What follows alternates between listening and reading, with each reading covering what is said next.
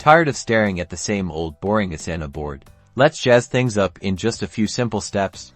First, click on your profile icon located in the top right corner of your Asana window. This will open a drop-down menu with various options. From the drop-down menu, select My Settings. This will take you to your personal settings page.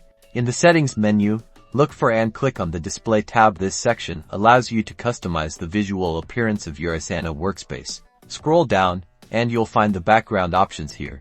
You'll see a selection of pre-designed backgrounds you can choose from. Asana offers various colors and patterns to suit your preferences. Simply click on the background you like to instantly apply it to your Asana boards. Experiment with different options until you find one that you like best. And there you have it. Your Asana board now has a fresh, new look, making task management more visually appealing and personalized. This simple change can make a huge difference in your daily workflow and overall user experience.